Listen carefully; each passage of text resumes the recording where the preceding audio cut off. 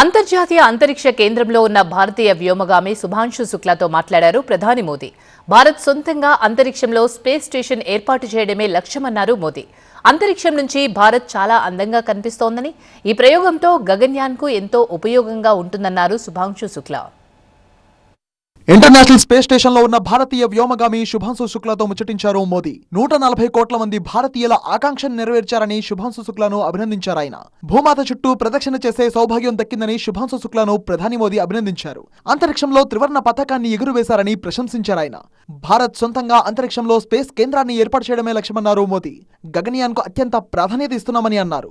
ISS లో ఉన్న మీ బృందం సభ్యులకు హల్వా తినిపించారా అని మోదీ అడిగారు. శుభాంశు శుక్లా అంతరిక్ష యాత్ర వికసిత్ భారత్ కు నిదర్శనమన్నారు మోదీ. తన మిషన్ తో గగనయాన్ కు ఎంతో ఉపయోగమన్నారు శుభాంశు శుక్లా. అంతరిక్షం నుంచి భారత్ చాలా అందంగా కనబడుతుందన్నారు. భారత్ ఇప్పుడు ఎన్నో ఉన్నత శిఖరాలను చేరుకుంటోందన్నారు. కెప్టెన్ శుభాంశు శుక్లా అంతర్జాతీయ అంతరిక్ష కేంద్రంలో అడుగుపెట్టిన తొలి భారతీయ వ్యోమగామిగా చరిత్ర సృష్టించారు. జూన్ 25న ఫ్లోరిడాలోని నాసా యొక్క కెనడీ స్పేస్ సెంటర్ నుంచి యాక్సియం 4 మిషన్ లో భాగంగా స్పేస్ ఎక్స్ డ్రాగన్ క్యాప్సూల్ ద్వారా ఐఎస్ఎస్ కి చేరుకున్నారు. ఈ మిషన్ లో ఆయనతో పాటు అమెరికాకు చెందిన పెగ్గీ విట్సన్, పోలాండ్ కు చెందిన స్లావోజ్ ఉజెన్స్కీ విన్స్కీ, హంగేరీకి చెందిన టిబోర్ కపు కూడా ఉన్నారు.